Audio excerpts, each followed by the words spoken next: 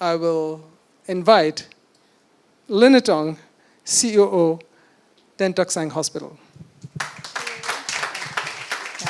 Thank you, enough for the introduction, and a very good evening to everyone. I must say that as Nav was flashing through the slide just now, there was a series of events, right? I've been wanting to come for every one of them. Every time he posts it on LinkedIn, I will have this FOMO feeling. Yeah. And it just got too busy and I couldn't really come by over here. And I'm very happy today, right, to be able to share, right, our journey or service design journey, right, in Tan Tock Seng Hospital and specifically, right, in service quality. Yeah. So a little bit about myself. This is actually my 23 years in healthcare. Yeah. I knew Dr. Wong Swee Fan, right, I think 20 years ago. Yeah, and she's always so young. Yeah, and really, I find that healthcare, public healthcare, has been very rewarding. Yeah, when I first joined healthcare, I was actually in policy. Yeah, in policy making, and at that point, the healthcare setting in Singapore, we were undergoing clustering. So I was in the HQ per se, and I was consolidating the policies, right, of all the different hospitals. But it wasn't very interesting to me. I can write, I can kind of like get a sensing, but I don't get that kind of job satisfaction. So one fine day, when you're in your early 20s, right, a bit garang, right? Yeah, then you just raise your hand and say, oh, I wish to be posted to a hospital, and doesn't really know, right, what to expect. Yeah. So my boss back then was really nice. He offered me 2 hospitals, one big, one small hospital. Yeah. And I decided to choose a smaller hospital. Yes, a hospital which is full of warmth till today. Okay, and that's Alexandra Hospital, and which is today Khoo Teck Puat Hospital.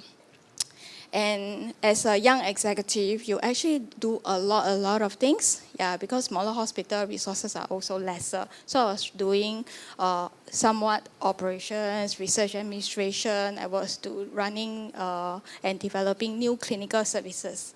Yeah, and so one fine day, I decided, right, that, okay, Alexandra Hospital has been really nice to me. I need to do something so that one fine day, right, I can pay forward with what I've learned. So I decided, right, to go to a bigger hospital, which is Tan Tock Seng Hospital, from a 400-bed hospital to a 1,200-bed hospital. So my boss back then, right, another boss, was really cute. Do you have an itchy backside? Yeah. Why must you, right, go to a bigger hospital and give yourself more work? Yeah. But I really wanted to, because the scale of operations is totally different, right? Okay. So fast forward. Okay. So in Tan Tock Seng, I joined the ops department first. Back then, the ops department was only about 1,200 beds, right? Actually, today, we are having about 2,200 beds already. If you think Marina Bay Sands, right, we are about there lah. Yeah. Okay.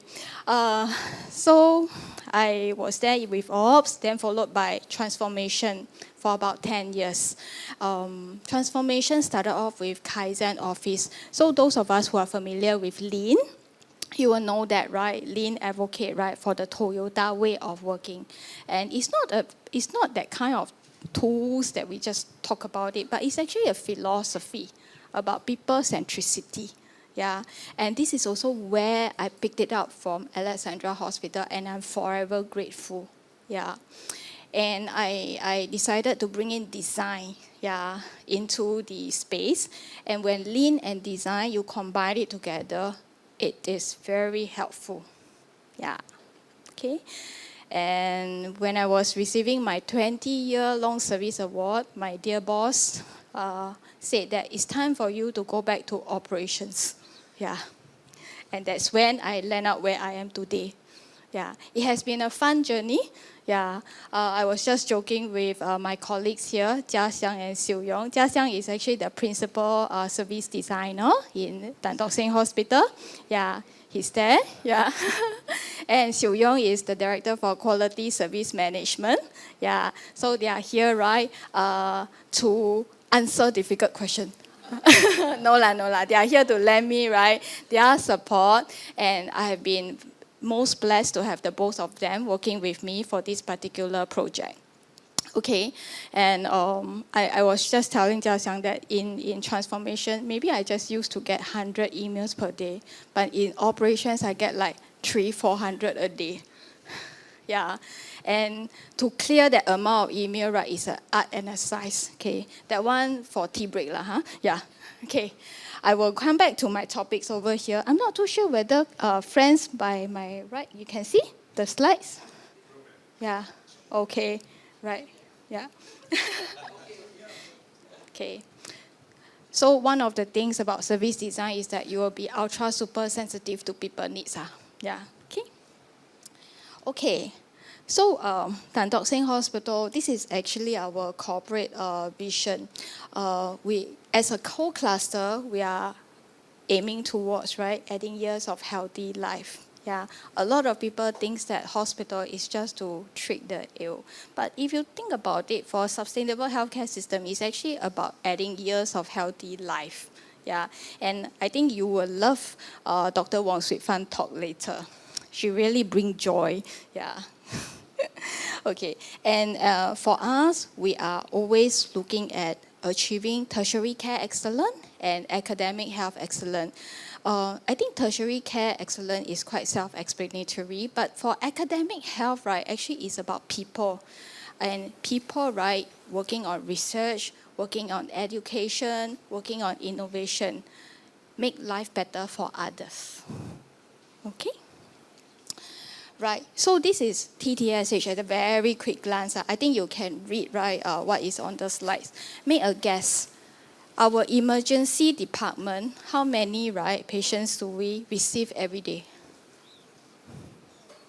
Sorry? 400. Yes. Yeah, it's as many as my emails. Yeah.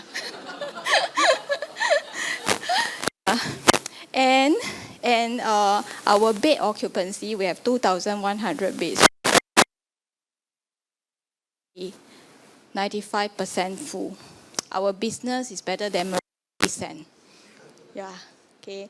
And it's always a struggle for us, right, to see to the massive number of patients that we see, and yet with that personal touch to them. You can almost imagine if you're a staff working day, maybe the first 2 hours you're still energetic, but along the day, right, you may energy level starts to drop, right? So you must find a way, right, to motivate your staff. And it didn't help that we had COVID, right? And Tan Tock Seng, one of our institute is actually NCID, which is the National Institute of Infectious Disease. Yeah, and we had to lend forces, right, to support the cases. Yeah, and it has been extremely tiring 2.5 years. Yeah, and we are thankful that NCID was built just in time for COVID. Yeah, the building is ready, but the manpower hasn't come yet. Yeah, which is why we had to straddle both sides to manage. So whether you are administrator to a doctor, you really have to stretch. And we even have administrator taking out the role of para-nursing to help the nurses, because really, no, not enough nurses on the ground, especially if there's an outbreak in the wards, right? The nurses will be kind of like asked to stay at home till they recover. So we have to augment. Yeah, so this is the flexibility that we have in the organization. Okay, so why am I talking about this particular topic? When you are in ops, there's always a lot of burning platform, and you have to choose your battle to fight. And this is a burning platform because I also run QSM together with Xiu Yong. Every day I receive a lot of feedback. Nice word to say is feedback. Not so nice word is complaint. Yeah. Right, yeah. And we have to see the trending of the complaint for us, right, to see what we can do at the system level. Okay.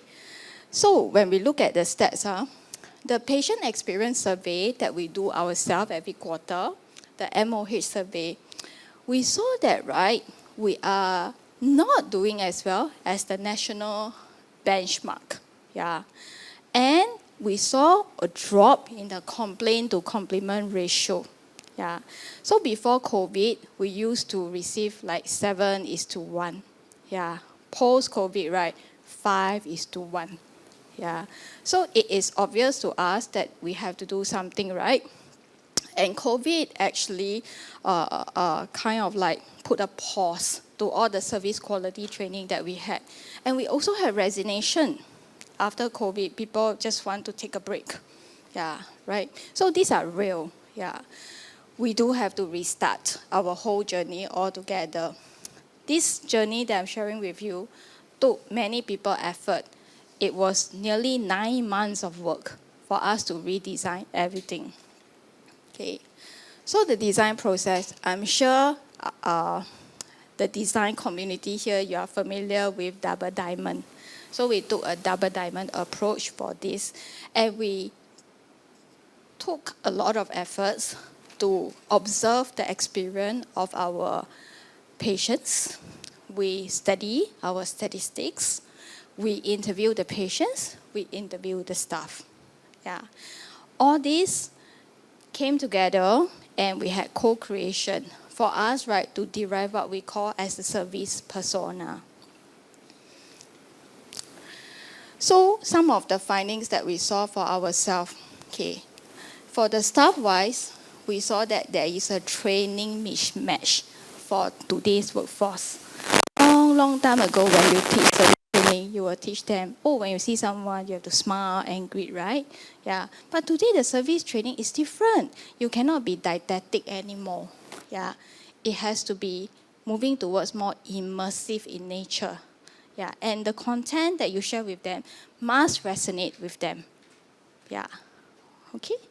And of course, patients, right? If you have been a patient before, or you have loved one who have been a patient before, you would definitely love to be recognized as an individual and not like a factory line, product line, right? You don't want to be passing through the cookie cutter method of treatment.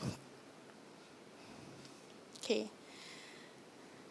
And we also saw the need, right, to reorientate ourselves. Healthcare is an inelastic industry, meaning that the doctors, the nurses, they actually hold a lot of domain knowledge, right? Yeah. So when they deliver care, they tend to forget the service culture. Yeah. It is natural, but in today's, right, customer expectation, they expect more from you, right? So many a time I will receive email from patients. Is it because I'm a private patient? That's why I get better.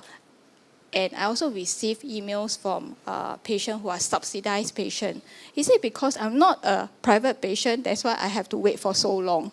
Yeah. Okay, so things like that, you know.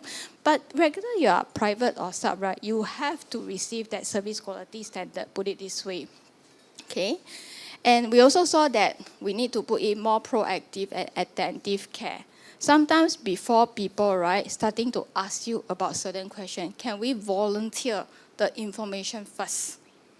That's important, right? Yeah. Okay, that will give people a lot of assurance on how they are doing and what they can do in advance. Especially the family members, they will be wanting to do something for their loved one. And it's good that you keep them posted and they can do things preemptively to help their loved one. Okay. We also saw communication gaps. So, if today you go to the ward, you want to find out the condition of your loved one, you ask a nurse. A nurse will tell you what's happening to the patient from a nurse perspective. Yeah. You ask the doctor will tell you from a doctor perspective. But what is important, right, to the patient and the family members is to know the overall care plan from the different healthcare professional. That's when you have to tell them holistically. Yeah, right? Okay, and of course, for the patient-wise, right, with information, they feel a lot more empowered to make the right decision. How should they be making plans ahead? Okay, so take emergency department, right, as an example. We had this concept called the moment of truth. Okay, and the moment of truth, right, for people who arrive at the emergency department, they always carry a hope. What is that hope? I can be seen by the ED physician ASAP. Yeah, but that hope never come true. Yeah. So you have to be very realistic, right? And tell them, oh, how many patients are waiting for consultation? What is the expected waiting time? And if their condition is not so serious, right, they should actually go and visit GP. And there are actually some people who doesn't know that if you visit certain GP, right, and the GP deem that, right, you are serious enough to go to the hospital, you can get $50 off your ED bill, you know. Yeah, the ambulance to the hospital is also free. Yeah, so these are some of the things that people don't know, right? Okay, so for those who are admitted, who are admitted to the ED, we have to tell them, okay, how are you doing in ED? Okay, what are some of the preliminary investigation, etc. And loved one, right? How do you keep them posted in a very creative way? In ED department, if your bed is insufficient, right, you can be waiting up to 10 hours, occasionally more than 24 hours. And ED is not like the wards, you know, so comfortable. It feels totally different. You are lying on trolley bed, not proper inpatient bed. The feeling is totally different. So when I was in transformation, I tried to put myself on a trolley bed and being rolled around the hospital campus is irritating. Yeah, the lights, the noise, yeah, you can't get out so easily. Yeah, all these things, little things, right, matters, right, to me. And I was a normal person. Can you imagine to an ill person, it was, right? Yeah, okay.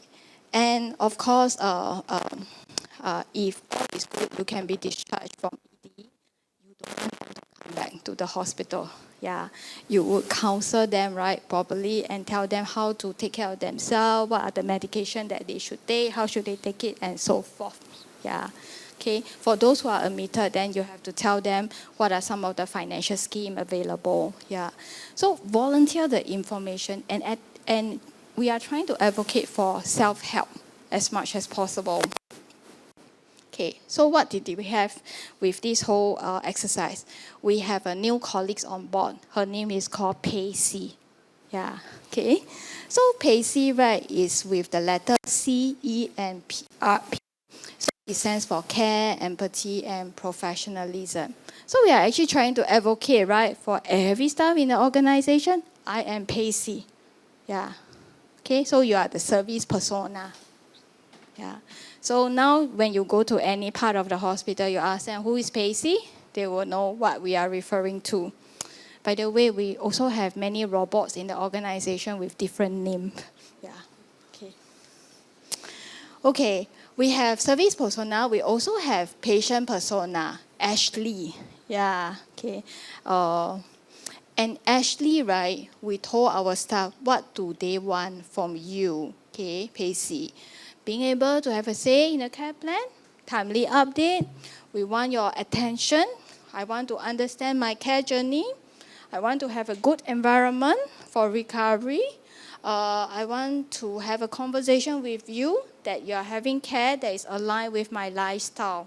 Yeah, and of course, clear communication, my needs, my preference for certain things is being responded, and consistency in care, and of course, to be able to include family support in care where possible.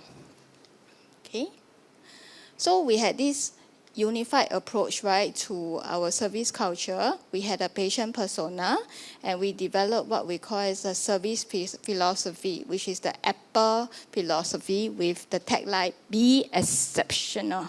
Yeah, okay.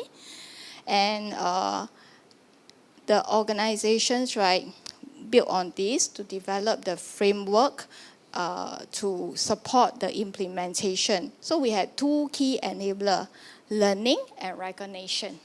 Yeah. So the training is actually important, like what I shared with everyone just now.